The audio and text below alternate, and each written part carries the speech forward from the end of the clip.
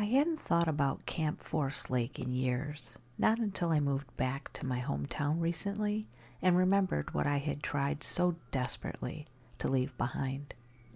As a kid, summer camp was what I lived for.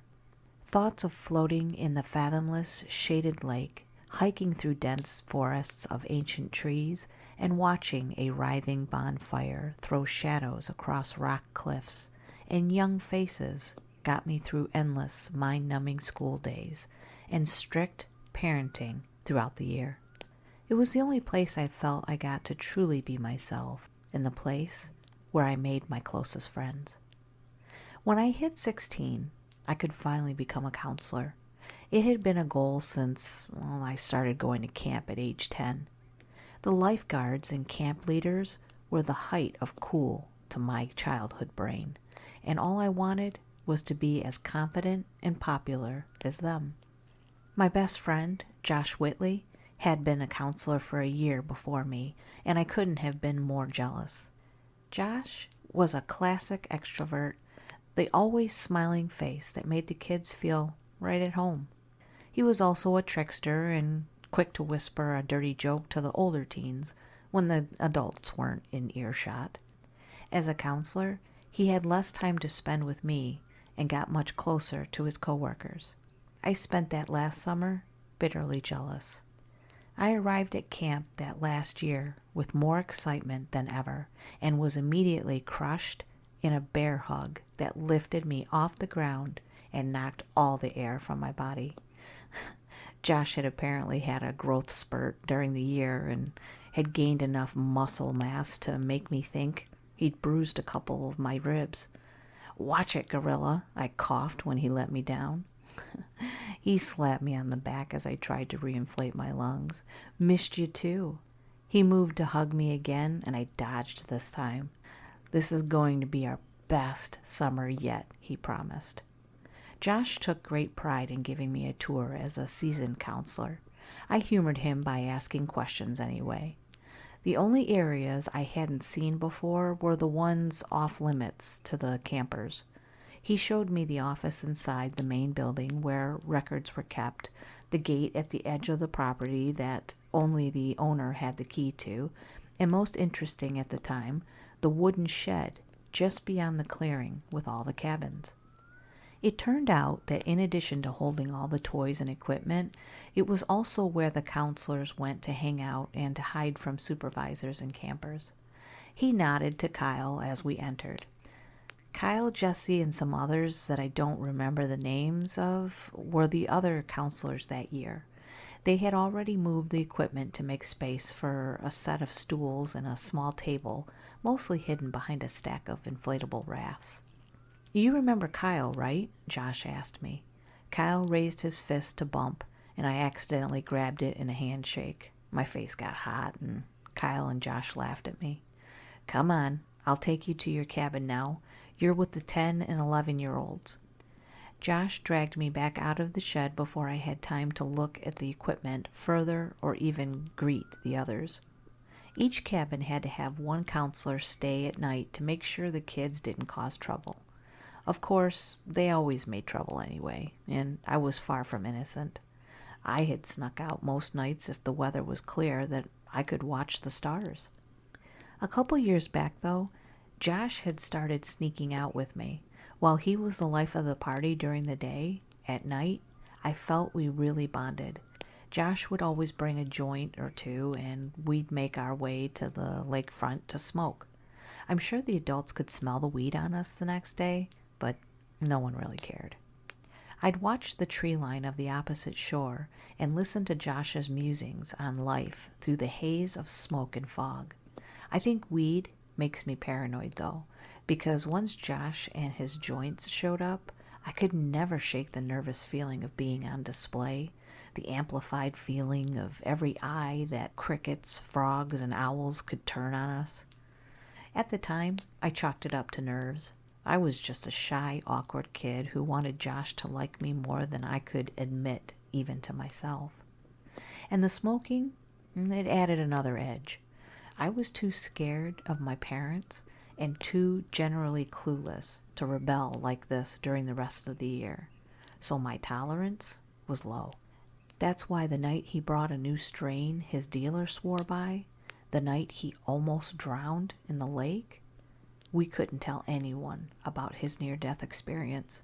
I was so scared my parents would drag me away forever, possibly to a military school like my mom would threaten me if either of us breathed a word.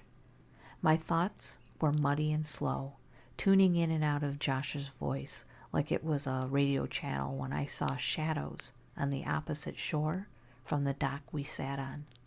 The dark figure looked like a large man, and I thought it must have been the camp's owner, Mr. Stedman, although he was rarely seen outside his office back at the main complex. I elbowed Josh and gestured at the figure. He jumped slightly, and the joint fell from his hand into the dark water beneath our dangling feet, extinguishing with a hiss. It was such a quiet sound, but it made the dark figure's head whip around to face us, body springing to action like an animal scenting prey. My stomach dropped as I registered that all the animals around us had fallen silent. No crickets or croaks filling the night as I was used to. Just the sound of my own breathing and Josh's quiet cursing. Josh and I sat in horror as the figure practically glided around the edge of the lake, coming straight towards us. It was so threateningly graceful as it moved along the dark and rocky shore that I knew instantly it was not Mr. Stedman, a veteran with a pronounced limp. What began as a child's fear of getting caught misbehaving transfigured into a primal terror of an animal meeting its end. With uncanny speed, the figure had already halved the distance towards us and was now rounding the large pile of rocks, separating it from the dock where we sat. Josh came back to his senses before I did, my mind still mush from the weed. He slid off the dock into the water below and dragged me with him right after.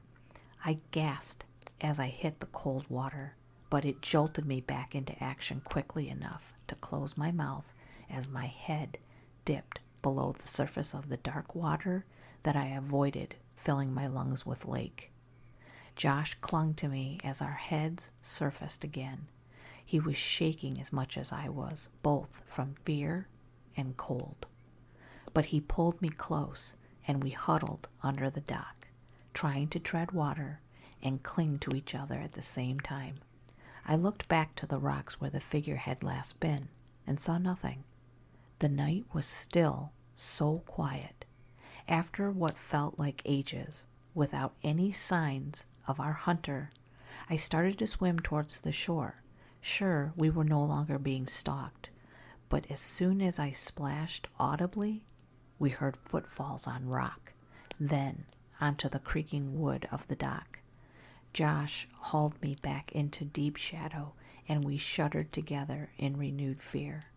There was a sniffling sound and low grumbles. I braved a look upward and saw moonlight through the gaps between wooden boards. It disappeared as heavy steps shook the old structure. Whatever it was walked all the way to the end, stopped for an excruciating minute, and just as I thought it had given up, dove into the lake with a giant splash. I saw the bulking form hit the water, and in the surge that followed, Josh and I took off through the water faster than we'd ever raced each other before. The surge of adrenaline and my screaming muscles propelled me just ahead of Josh, and I almost reached the shore closest to camp when I heard him scream. The sound pierced my ears despite the water that had filled them. I had never heard Josh scream, never heard him cry even when he broke his arm at 13 after falling out of a tree. I whipped around just in time to see him dragged downward. His open mouth filled with water and his scream turned into a gurgle. I grabbed for his outstretched hand and managed a tenuous grip on his wrist, then his arm, and finally a firm hold on his shirt. still submerged in the water. I yanked with one hand twisted into fabric and the other arm around Josh's back, and somehow managed to wrench his superior weight free from where he was trapped. His head reemerged, coughing and spitting up water, and moments later, we flopped onto the ground, thoroughly exhausted. My head felt clearer than it had all night, but I thought I must still be high. I stared out across the lake, and it was as still as glass. No sign of movement, not even wind rippling the water. It was like I imagined the whole thing. I could hear insects again, and the occasional owl. The signs of life resumed as if nothing had disturbed them. Perhaps I had imagined the unnatural silence too. Josh panted next to me, alternately gulping in air and spitting up water. I had one hand pressed to his back, and his skin burned even through his sodden shirt. Once Josh had recovered his breathing, I checked him over for damage. He was missing one shoe, but otherwise unharmed. I hoped it had just gotten stuck on something in the lake. The alternative thought that the creature we had seen had almost drowned Josh was just too much to bear. Finally, I broke the silence. What the hell was that? It sounded sharp in the quiet of the night. I couldn't stop scanning the water looking for movement, waiting for something to happen. Josh turned to look at me now. "Freaking Kyle," he grumbled after he had spit a last mouthful of water. "We started a prank war last year, but this is way too far." I only realized how tense I had been when an involuntary laugh escaped me. I wanted to believe that the figure that had hunted us was just Kyle, and not what I had begun to suspect. Josh glared at me. "I almost died, dude. Not funny." "Sorry," I said. "That was messed up. I'm just glad it was Kyle and not some sort of, some kind of monster." "Oh, he'll look like a monster once I'm through with him," Josh grumbled. "Tomorrow, I'm gonna fuck him up." Once Josh could breathe normally again, we got up and made our way back to the cabins. Josh didn't even look back, but I couldn't shake the prickling sensation along the back of my neck that told me we were being watched. Miraculously, the kids I was supposed to be watching were still sleeping as I crept back to bed. But I couldn't sleep that night. Each time I drifted off, I dreamed Josh was drowning, being dragged deep into the lake by a creature much bigger, much stronger than Kyle. Josh confronted Kyle in the storage shed the next day as we were supposed to be preparing for a recreational time. It was just the three of us taking down equipment. I had missed Josh that morning as he had skipped breakfast, and the bags under his eyes told me he had slept at least as badly as I had. Kyle and I each held one side of a canoe when Josh suddenly punched Kyle straight in the nose without any warning or restraint. Kyle and his side of the canoe both dropped, and it was all I could do to keep the entire thing from falling right on top of him as he hit the ground, cradling his bleeding nose. Standing over him, Josh looked furious in a way I didn't even know he was capable of. His fists were clenched, shoulders shaking with rage, and his red-rimmed eyes had pinpoint pupils. "That's for your little prank last night, asshole," he spat down at Kyle, who was still disoriented and quietly groaning. "Since you tried to kill me, I decided to return the favor." He raised his foot to kick Kyle in the ribs, but Kyle has apparently regained enough wherewithal to knock Josh over while he was unbalanced. Josh fell backward into a pile of water toys that went scattering across the crowded space. "The fuck?" Kyle screamed. The blood ran into his mouth when it opened. Reluctantly, I dropped my end of the canoe and stood between them. Josh might have the element of surprise at first, but now it looked like Kyle might actually finish the job and kill him. I put a hand out as if it might actually do something. You tried to drown me last night. Josh had scrambled up, and I put my other hand out to stop him from crowding in again. At his words, Kyle blinked, and his anger turned to confusion. At the lake, Josh snapped. You tried to scare us and then jumped in and pulled me down when that didn't work. That's not a prank anymore, Kyle. That's attempted murder. With each word, Kyle looked more confused, and Josh was further enraged by Kyle's denial. I ended up using both hands to hold Josh back by the end of his rant. I don't know who you think you saw, but I didn't even go to the lake. I had much more important things to do all night in this shed with Jesse, if you know what I mean. Kyle leered at the memory, and his teeth shone red as he grinned. Josh seemed about to argue, but Jessie herself had opened the door just in time to hear the last words from Kyle.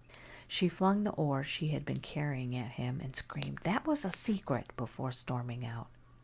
The color and rage drained out of Josh's face as he realized Kyle was telling the truth. He looked as sick as I felt. If it hadn't been Kyle at the lake last night, then my paranoia, I might be right. But someone grabbed my leg. I felt it, Josh sputtered. He'd backed into the corner and was shifting his gaze back and forth, begging me to back him up and Kyle to believe him. I nodded. I was there. Someone, or something, chased us into the lake, then tried to pull Josh down. Kyle blinked at me like he had just realized I was there. Not uncommon for me at the time. Then he said, "Look, man, I don't know what happened to you two, but I wasn't there, and it's pretty shitty you thought I would do that to you."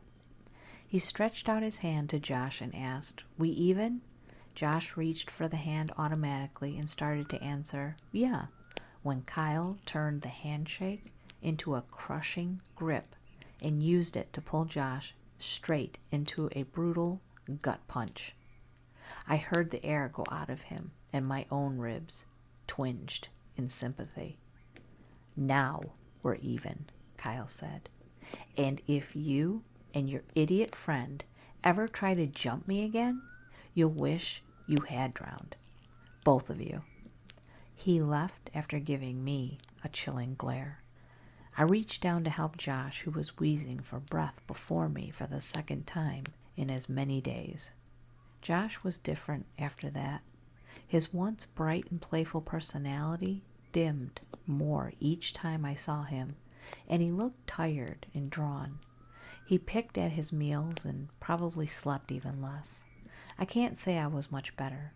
I got flashes of that night when I tried to sleep too.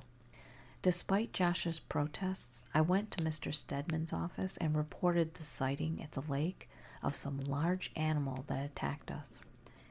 I left out the part about the weed making us hallucinate it was human and exactly how late Josh and I were out so we wouldn't get in trouble. Josh had already suffered enough, and I was still terrified of getting sent home in shame by my prison of a home. All Mr. Stedman did was ban use of the lake until further notice, which was fine with me. I was never going back again. Josh also refused to talk to me whenever I tried to bring up the lake. I wanted to know what had chased us if it hadn't been Kyle, but Josh got agitated and changed the subject or just walked away altogether. Eventually, I stopped bringing it up. We also stopped sneaking out at night. A few times I had tried going by Josh's cabin to get him to join me, but he'd wave me away and refuse to leave. Watching the stars by myself wasn't the same anymore either, especially because despite not having Josh with me, I also didn't feel truly alone. It was unsettling rather than relaxing, and I'd all but run back to my cabin the time I had heard that strange stillness again. I stopped going out at night at all after that. Luckily for Kyle, Jesse forgave him for telling us about their hookup because I started to catch them making out in any conceivable location where the kids weren't supposed to go. Other than that, camp was pretty typical. If anyone else had strange experiences in the night, I didn't hear about them due to the camp's strict curfew rules. No one wanted to get sent home early for bad behavior. I had just settled back into the normal routine and stopped having nightmares when I was jolted awake by a knock on the window above my bed. For the first few nights after Josh's ordeal, I had locked and covered the windows at night, but the heat and incessant complaining from my kids had led me to crack it open again. I regretted giving in now. Josh's wild eyes stared down into mine, and he motioned for me to go to the door. I shot up instantly. I'd hoped at first that he wanted to hang out together. I had missed our usual interactions and felt lonelier than I had ever been at camp during the last week. When I got to the door, though, Josh looked panic-stricken and nauseous. I closed the door cautiously behind us, trying not to wake up the boys. Josh thrust something into my hands, and I realized I was now holding a shoe. Thanks, I said. While Josh's behavior had been concerning before, waking me up at night to give me his shoe was beyond weird. Don't you recognize it? He asked, starting to pace back and forth on the concrete steps below the door. I know what a shoe is. I was getting annoyed, and it showed in my tone. Josh snatched the sneaker out of my hands only to wave it in front of my eyes. My left shoe, the one I lost that night. He whispered the last words, voice shaking slightly as he glanced around like someone was listening. When realization struck, I gaped at him. Did you go into the lake and get it? No. He looked scandalized by the suggestion. I'm never going back there again. He held the shoe to his chest now like a child with a stuffed animal as he slumped down onto a step. I woke up needing to pee, and when I put my feet on the ground, it was just there. It was inside your cabin? When I had helped Josh limp back from the lake in only one shoe, I had written it off as lost. And who besides Kyle and Mr. Stedman even knew we had gone to the lake in the first place? Who even knew about the missing shoe, much less scouring the whole lake to retrieve it? And who could have entered a locked cabin without a sound to return it? Certainly not loud, lumbering Kyle. Josh just stared at the shoe in his hands, tracing the jagged tears like claw marks on its surface. I tried to take it from him, and he pulled away. I always knew it wasn't Kyle at the lake. I just hoped. He couldn't bring himself to finish the thought. I was staring into the woods he had just walked through, and it gave me the uneasy feeling once again of being watched. So I dragged a barely responsive Josh into my cabin, and despite all the questions of the kids who had woken up, made him stay until dawn broke. Though I made him take my bunk and rolled out a sleeping bag on the floor for myself, I don't think he slept at all, because he looked terrible in the morning as he crept back to his own cabin, shoe still clutched to his chest. Over the next few days, Josh's paranoia, it rose, and mine did in equal measure each day that I found him already awake, gazing into the woods and muttering to himself as he wandered the camp before the morning bell rang. He barely touched his meals and startled at loud noises, which was usually a kid screaming or jumping on something they shouldn't. Worst of all, he wouldn't talk to me about any of it. The more I pushed, the more he pushed me away. Once I mentioned to the camp nurse that I was worried about him. She called him in and gave him melatonin for sleep. Josh gave me the silent treatment for 2 days. I stopped trying after that, just let my worry fester quietly, as I was accustomed to treating most of my problems in secrets. We had a tradition at Camp Forest Lake that the last week of the summer, the older kids and their counselors would spend a night actually sleeping outdoors, not in wooden cabins and bunk beds as we were used to. Boys and girls split up on 2 different campsites, and we did all the classic activities like marshmallow roasts, ghost stories, and for the boys at least, bug catching. This year, my cabin, Josh's, and Kyle's would all be participating, and I could tell Josh dreaded it as much as I did. I used to look forward to real camping night, as it was so creatively called, before the terror that had been instilled in me since the lake incident. Josh faced the day with quiet resolve. We were already a mile into the short hike to the campground when I realized he was wearing the shoe that had been ominously returned to him. After he had shown it to me, I wasn't even sure he'd kept the pair of shoes. If it had been me, I would have thrown them into the fire. But Josh wore the sneakers. Right shoe almost new, and the left shoe shredded and water-stained as he marched resolutely ahead of the group.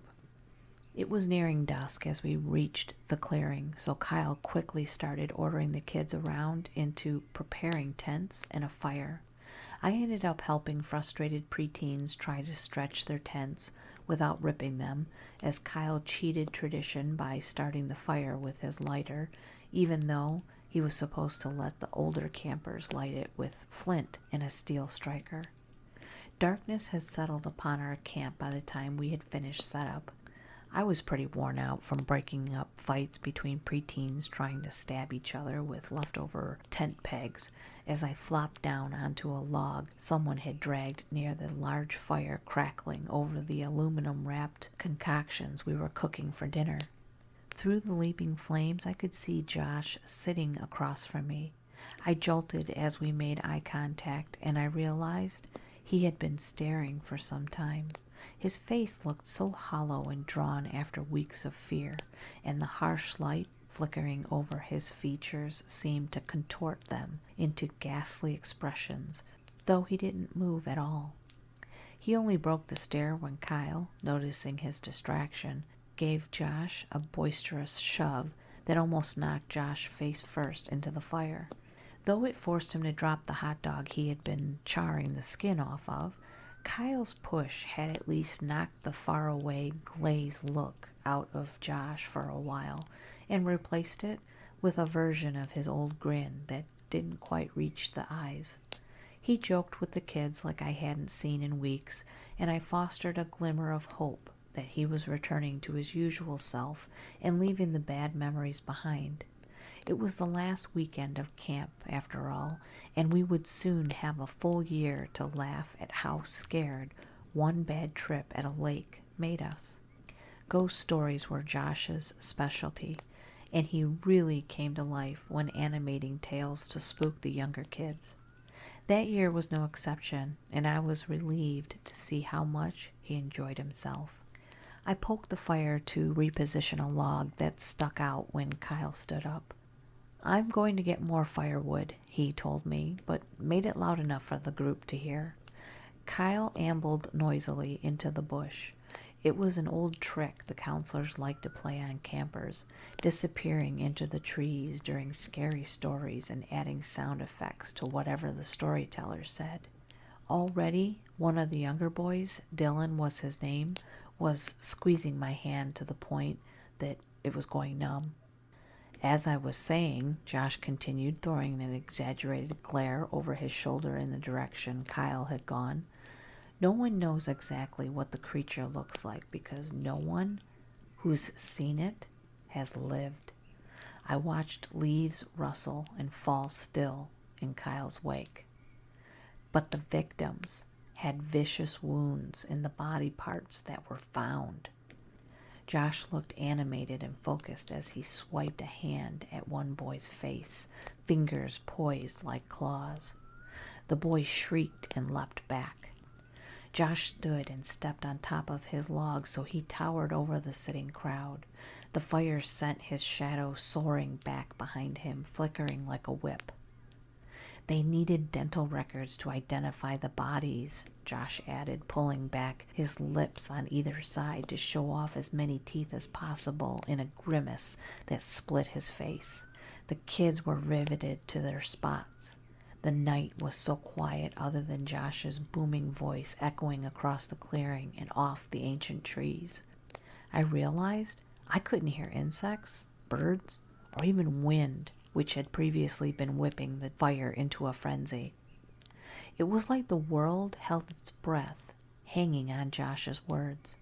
Josh stretched a pause for drama's sake, and the complete lack of sound hit me heavily. I got a horribly familiar prickle on my skin, and now it was me crushing poor Dylan's hand until he flinched away from my grip. I could just feel the weight of being watched, and I hoped it was Kyle sitting right outside my field of vision, waiting to be cued by Josh's tail. I desperately wanted to believe that was the case. It's whispered that once the creature picks its prey, it can track the scent to the ends of the earth. Rustling sounded behind Josh, and Kyle made a sniffling, grunting sound like a hunting dog. Your only option is to pray you're not the creature's taste, but you'll never know your fate until you hear the creature howl. Josh glared behind him, and the rustling paused. I said before it eats you, you'll hear a wrenched howl. Only the loud snuffling sound again. It was then that Kyle, arms full of sticks, burst into the clearing from the opposite side of our camp. He and Josh stared at each other. Josh, frowning, mouth open, and momentum from his story fully derailed. Kyle, what the heck? You're supposed to howl. Kyle scowled at me. We actually needed wood. He dropped the bundle and gestured at the bonfire, which had indeed weakened and narrowed its circle of light as the night dragged on. You were supposed to do the sounds. There's 3 of us for a reason. But no one was listening to Kyle by then, because behind Josh, the rustling started again. Josh whipped around and stumbled down from his perch. Campers looked at me and Kyle for reassurance, and I guiltily broke every gaze. I dumped the now whimpering Dylan onto an older kid who was also starting to hyperventilate as I stood. Josh, Kyle, and I herded the kids closer together. Kyle picked up some of the larger sticks and threw one to me. Everyone calmed down and shut up. It's probably a bear that got curious. Kyle brandished his stick like a sword, threatening the woods. The stick in my hands already felt soggy with my own sweat as I shifted it.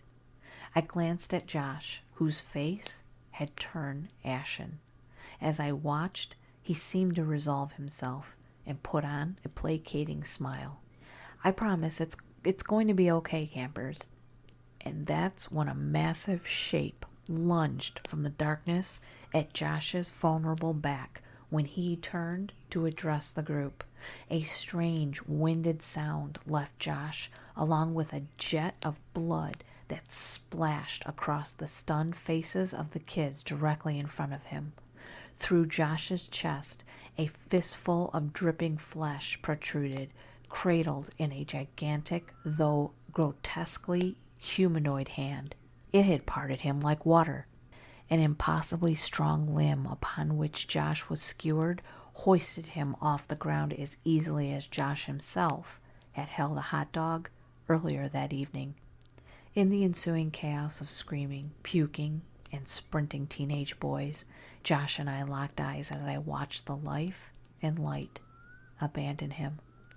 When it pointed its other talon-tipped hand at my own chest, I acted instinctually, grabbing the last lit branch from the fire pit beside me and flinging it with all my strength at the thing that had just killed Josh. By some miracle, it screeched and reeled back. Only a few sparks singed its fur-matted body as it swung Josh's husk like a shield to ward off the flames. The stick knocked Josh's corpse in the legs and set his jeans on fire immediately.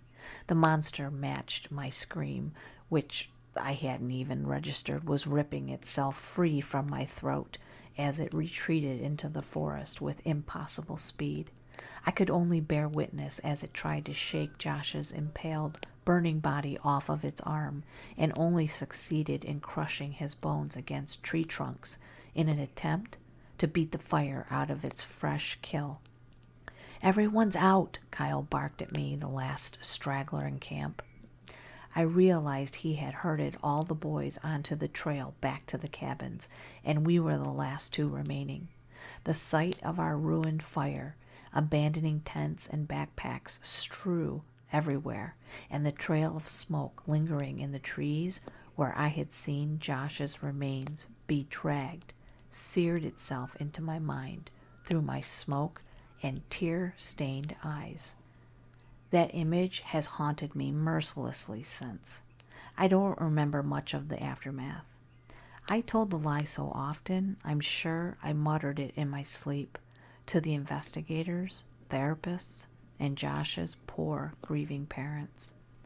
Josh's funeral is a blur. What I do remember vividly is sitting in Mr. Stedman's trailer of an office the day after, the day Camp Forest Lake closed forever, and telling him everything. I remember seeing him bury his head in his hands as I described what little of the monster I had seen as he groaned and whispered, "Not again." That was the only time I was able to be honest.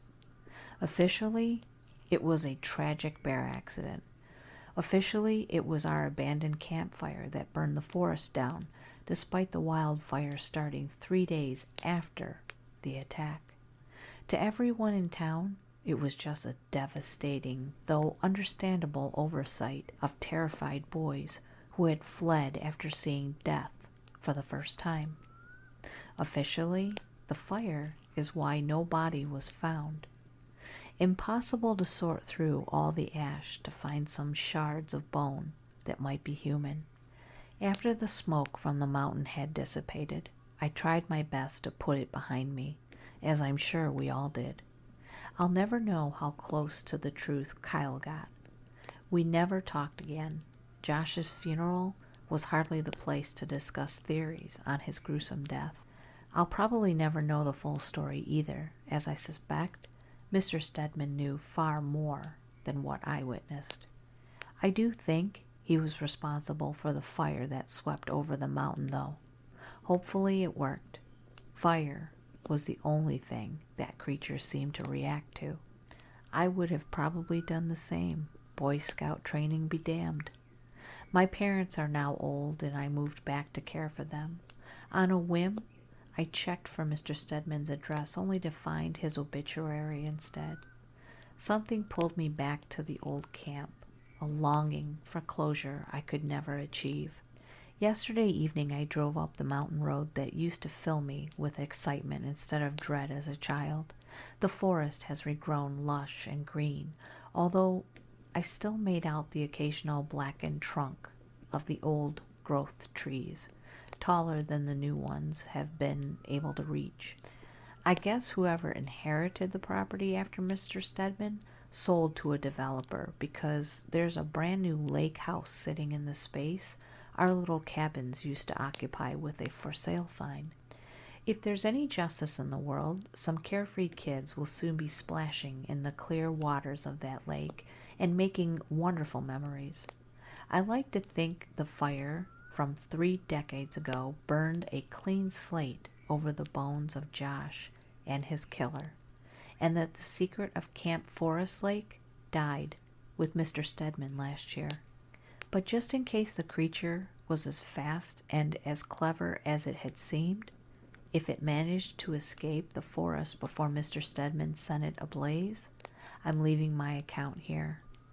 After all, the lake is as deep as it is wide, and I know the creature could hold its breath longer than Josh or I could.